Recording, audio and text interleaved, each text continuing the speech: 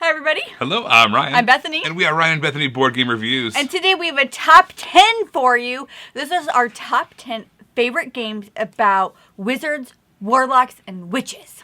That's right. Anything that The has... 3 W's. www.witches.warlocks.wizards.com. Yeah, any That's magic... not a thing. I don't think that's a thing. Any kind of sorcerer or mage, those are the things we're going to be talking about. We've kind of ranked these games in order of how much we like them, as well as how much they use those kinds of wizards and those magical users. Also, we decided not to input any kind of Harry Potter games in this. That's a whole wizarding world. Yeah. There's a lot of games in that world, and we have our own top 10 list about that. So if you want to know that, I'll put a link to that down below in case you're interested.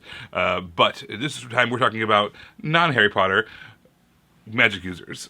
Yes, and I'm going to get us started with number 10, and that is Wizards Wanted. This is a fun game where you're just roaming around the board trying to earn gems by doing random magical things. Eventually you have to get like certified as a wizard before you can even win. But one of the things that I always think about this game, because I still like it and it's still in our collection, is the fact that this is a Mattel game. I remember when we first played this and I was like, this is Mattel. This is fun. I like it. Like, the components aren't awful. I mean, they weren't like hobby components, mind you, but it wasn't awful, and it really did that that theme. Like, this was one of the first games I thought of when I thought that we were compiling this list, was Wizards Wanted. Mattel. All right, so the next game we're talking about, number 9, this is Lord of the Rings, The Duel. Now, obviously, there's a lot of Lord of the Rings games that have wizards in them, because Gandalf is a big major character in a lot of those kinds of games. But when we were kind of making this list, we wanted to hone down, we wanted it to be a kind of a central part of the game. Yeah. There's a lot of games like Dominion has a witch card in it. So can we put that in the list? You know, so we wanted to kind of cull this down to as wizardy as possible, right? Yeah. And so, with The Lord of the Rings, The Duel is specifically a 2-player game where Gandalf is one of the characters and is fighting Balrogs, the big Balrog from the Mines of Moria. And it's just a battle between those two. It's all this kind of this clever card play where you're trying to match these symbols up and trying to cause damage, which allows you to go up this little bridge, the Bridge of Khazad-dûm, in case you're wondering. Tell us more. I could go on and on about the Bridge of Khazad-dûm, let me tell you. But you're trying to get higher and higher on this little bridge as you're trying to gain control and through battle and card play of the opposite person. So it's a very clever 2-player game, all about these, essentially a wizard duel. Yeah. Check that out. It's an old one, but it's a good one. Number 8 is School of Sorcery, and this is actually an area control game, and you're trying to learn these different things, and you're bidding through the dice roll of what card you're going to get. It was super quick, and it was super clever. I thought this was a really fun one. All right, so my number 7, this is going to be Wandering... Our number 7. But I get to talk about it. Our number 7 is Wandering Towers.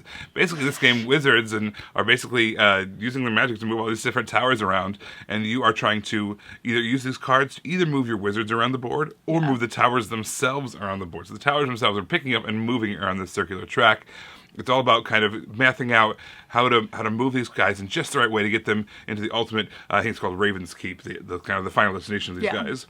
But these towers are hollow also, so they're going to be covering up your wizards as you move around. So then you can move whole sections of towers with possibly wizards inside of them. Yeah. There's a little bit of a memory component as you're trying to remember where all of your guys are, where all of your opponent's wizards are, and then trying to math it out to get them ultimately in the destination. Don't bother trying to remember where your things are. It's a very silly game, but it's also very, very fun. All right, our number 6 is Merlin. This is a Stefan Feld point salad game, but it's really cool. You have this, so you have the round table that you're around, and you're moving your pieces to try to gain influence over what's happening. Super cool, super quick. Another dice game. I did like 2 dice game now. That's like all I'm doing is I get all the dice, and I need to look at our list, see if I have more dice games on there. But it's really cool as you're trying to manipulate your pieces, and you have like this staff that you can use, and it's one of Merlin's staffs that you can use in the game. But if you don't use it, then you can use them as points at the end. Pretty fun. And also, everybody else uses clockwise, but Merlin can go clockwise or counterclockwise. Yeah, he's special. The game's named after him. Merlin. All right, so our number 5, this is the Quacks of Quedlinburg. I normally don't like push your luck style games, but this was a different kind of thing. I really, really enjoyed this one. If we did a top 10 of push your luck style games, I don't think Ryan would participate. It would be this one, and then that would be like the rest are garbage. No, but basically this was more like an engine building or a deck building or a bag building is what it essentially is. Is you get the opportunity to buy these different tokens that you're already putting inside of a bag, and then you're trying to draw out as many of those bags, good things as you can. There's also, because it's a witch's cauldron that you're essentially brewing, at some point it could explode unless you're very, very, very careful. But if you're very, very careful, you're probably not going to win. So you have to push your luck a little bit. The nice thing is, if you do cause the cauldron to boil over and bubble up, normally you're going to get points and income. But if you bubble up, you're only going to get either points or income. So I like how even if you bust during your push your luck part of the game, you still get something, whether it's the ability to buy more tokens or the points that you earn. So I think it's one of the reasons I like it so much. Yeah. But the theme also works really well. It's clever. You're just this witch's cauldron. You're brewing and adding more ingredients into the pile in order to make the best possible combination that's going to get you the longest chain of these ingredients. Number 4 is Mythic Mischief. Oh my gosh. This game is so much fun. It is like, it's a puzzle, but the puzzle's alive and it's moving. You're trying to get the other person caught. So your children, and you're in this like library, and the tome keeper. I kept saying that wrong. Did I say that wrong? It's tome keeper. You're right. Tome keeper. I did it. You ever think tomb keeper? Like a tomb keeper is a different thing. Totally different. That's essentially a librarian. Yes, you're trying to get your opponents caught, and you're moving these bookshelves, and you have all these abilities because you're like mythical creatures in it. Oh my gosh, this game is just like so much fun. Side note, has nothing to do with this. They are coming out with an expansion. I'm really curious about that expansion. But this is such a fun game while you're manipulating the board, trying to get your opponents caught, but you also need to get what you need before you can win, and it's fun. All right, so our number 3 is Witchstone. This is a Knizia game. Usually he's kind of associated with lighter style games. This was a little bit more involved, and I really enjoyed seeing that side of him come out in his designs. There's kind of a lot of little areas going on, some kind of a little area control movement going on, but the central part of the board is this cauldron that you're building up in your own area, and you're having these little kind of almost domino style tiles. They're like these hexagon dominoes, and they have 2 different symbols on them.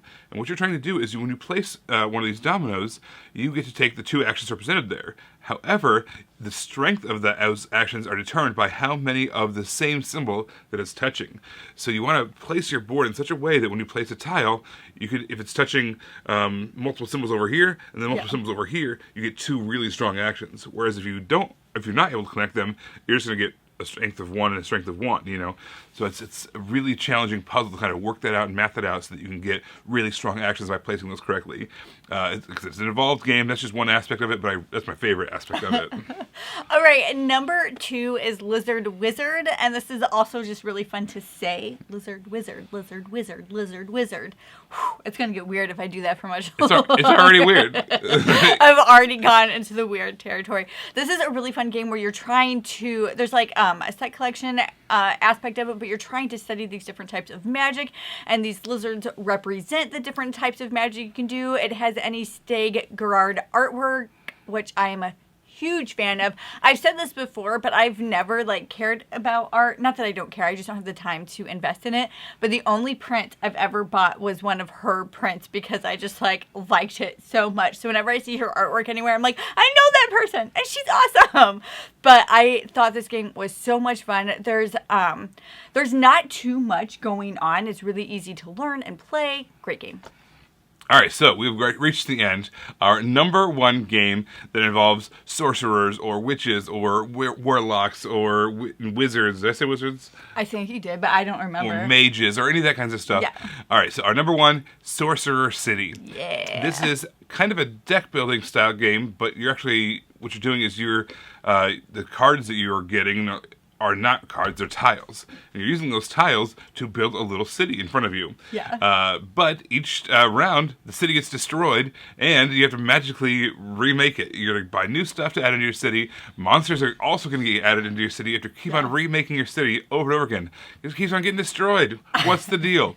So we're these sorcerer, like architect city planners, which is just a really fun, unique theme. I love deck building. I love the tiling. Yeah. It's in real time, which can be a little bit scary at first, but it kind of walks you into the complexity of it as the game goes on.